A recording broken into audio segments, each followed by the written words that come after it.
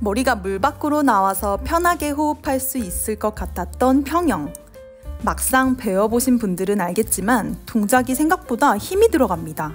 팔 동작 하나에 발차기 한 번만 하는 심플해 보이는 이 동작이 내 온몸을 지배해서 숨이 차기 시작하죠. 이렇게 간결한 평영 동작에서 왜 호흡마저 간단하지 않을까요? 우리가 정확한 호흡의 타이밍을 알고 동작을 해나간다면 평영의 호흡은 더 이상 몸 따로 마음 따로 놀지 않게 될 것입니다. 그래서 오늘은 평영의 호흡법을 다시 한번 짚어내고 호흡에서 일어나는 실수를 알아보겠습니다. 우리가 어떤 실수 때문에 숨 쉬는 것이 어렵고 힘이 들어갔는지 말이에요. 그리고 그 실수를 해결하기 위해서 연습 방법까지 알려드릴게요. 그럼 바로 시작해볼까요? 평영의 호흡을 전체 동작과 연결해서 한번 보겠습니다. 먼저 엔트리한 팔이 물을 당겨냅니다. 하이엘보 캐치를 통해 최대한 많은 물을 뒤로 당겨줍니다. 이때 팔 동작으로 밀어내는 추진력으로 동시에 머리를 물 밖으로 보내 입으로 호흡을 합니다. 특히 어깨를 긴장되지 않도록 하여 머리를 들어 올려야 하는데요. 그리고 이어서 귀를 팔 아래로 숙이고 앞으로 찌르면서 팔을 물속으로 뻗습니다. 머리를 다시 물속으로 넣어 코로 내쉽니다.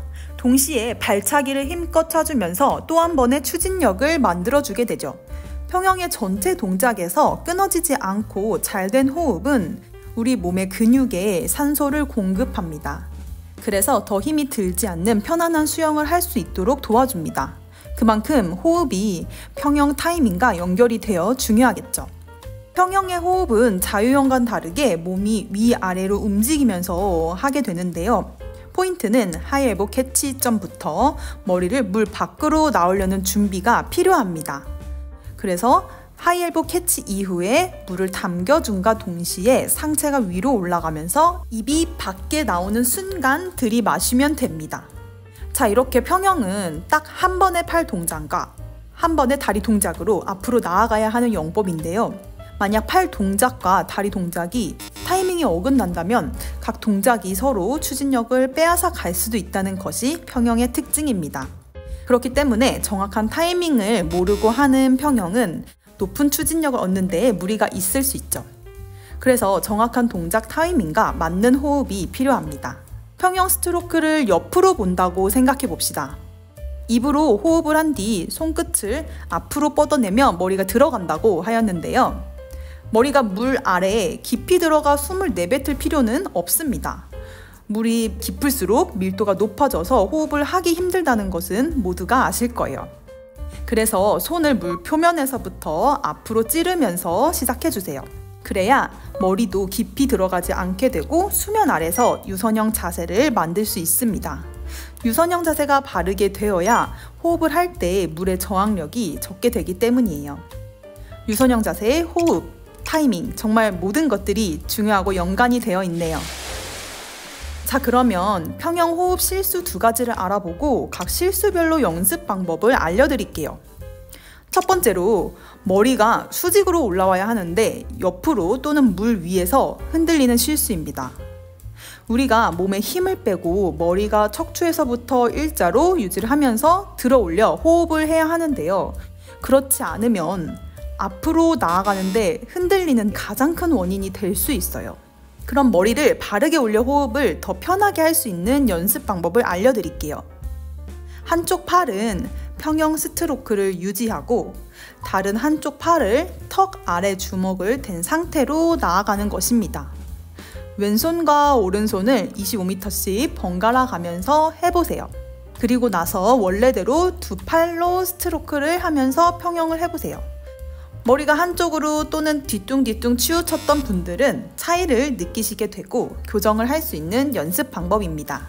두 번째 실수는 호흡 타이밍과 연관된 실수인데요. 우리가 평영을 할 때를 다시 생각해 봅시다. 팔이 물을 당기면서 우리는 머리를 들어 올립니다. 그러면 하체는 자연스럽게 내려가 있죠. 이때가 평영 전체 스트로크 중에 가장 느리게 되는 지점이 될 것입니다. 이 지점에서 가장 많이 하는 실수 두 번째가 있습니다.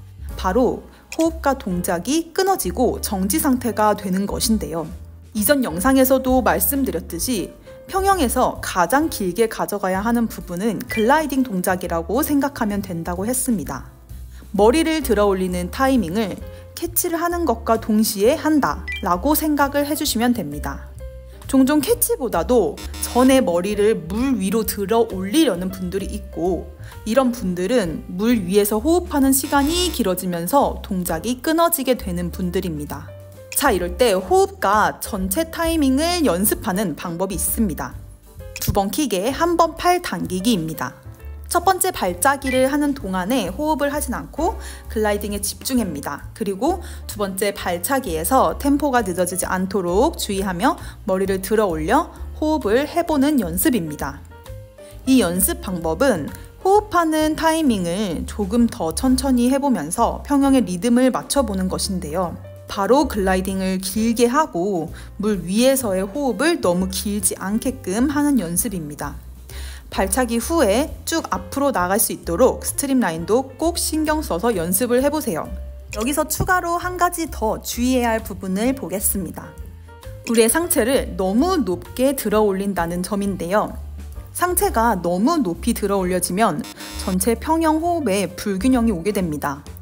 몸이 올라간다는 것은 그만큼 다시 내려와야 한다는 것이겠죠. 그렇기 때문에 속도도 느려지고 비효율적입니다. 또 상체가 높이 올라가게 되면 엉덩이는 그만큼 가라앉게 됩니다.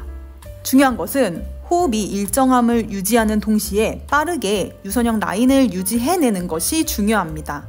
왜냐하면 평영은 상하로 몸이 움직이기 때문에 우리가 수면 아래에 스트림 라인을 하는 것이 물의 저항을 가장 적게 받는 타이밍에서 추진력을 얻어야 되기 때문이에요. 그 말인즉슨 물 밖에 오래 있지 않는 것이 포인트라고 할 수 있습니다. 여기서 쭉 앞으로 뻗으려는 양손이 물속 깊은 곳 안에서 시작해서 앞으로 뻗고 계신 분들이 있다면 상체가 너무 올라갔고 하체가 너무 가라앉으면서 몸이 내려갔다는 신호입니다. 과도하게 머리를 들어 올리지 말고 엉덩이를 물속에서 높게 유지하면서 스트림 라인을 유지해보세요. 오늘 영상을 간단히 요약해 볼게요. 호흡하는 방법을 알려드렸는데요. 이제 정석적인 타이밍은 하이엘보 캐치 이후에 물을 당겨줌과 동시에 상체가 위로 올라가며 입으로 숨을 쉽니다. 이어서 귀를 팔 아래로 숙이고 앞으로 찌르면서 물속으로 뻗습니다. 그리고 머리를 물에 담그고 코로 내쉽니다.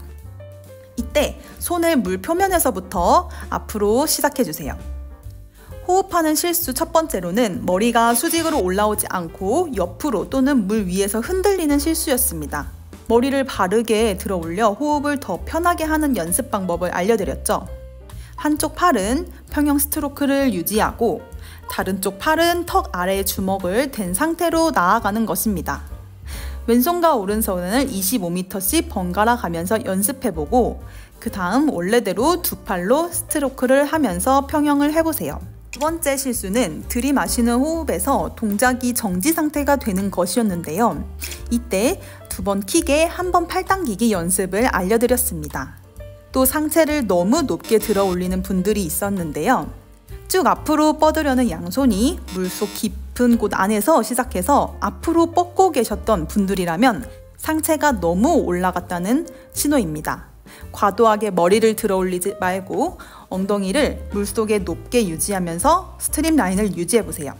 이렇게 타이밍과 몸의 움직이는 리듬만 익숙해진다면 호흡은 조금 더 편한 마음으로 하게 될 거예요. 모든 영법이 마찬가지입니다.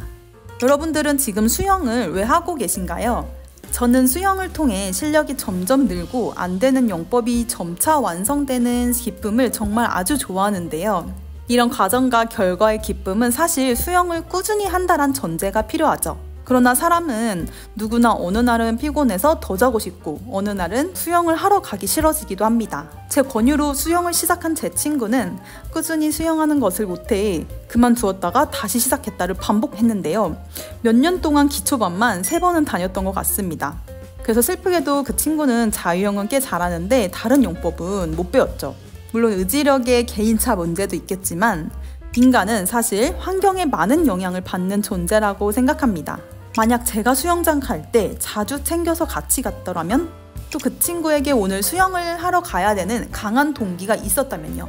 제 친구는 아마 자유형 말고도 다른 영법도 잘하게 됐을 거라 생각합니다. 제 친구 같은 케이스는 어디서나 흔하게 있죠. 자, 이번에 힘듦을 이겨내고 매일 성장의 기쁨을 만들어가는 분들이 있습니다. 꾸준한 수영으로 안 되던 발차기를 잘하게 되고 못하던 접영을 잘하기 시작하게 된 분들인데요. 제 친구와 이분들의 차이점은 무엇일까요? 저는 환경 설정이라고 생각합니다. 애프터 스윙에서는 이렇게 수영을 꾸준히 하시면서 성장의 기쁨을 만끽하는 분들을 위해 오늘의 수영 챌린지 그룹을 지원합니다. 서로 오늘의 운동 기록을 공유하고 응원하면서 동기부여를 할 수 있습니다.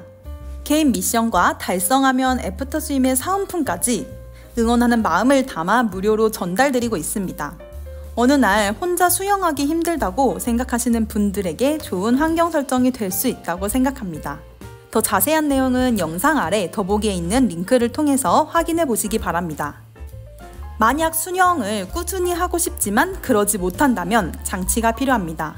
멀리 가려면 같이 가라. 여러분의 성장을 응원합니다. 애프터 스윙이었습니다. 감사합니다.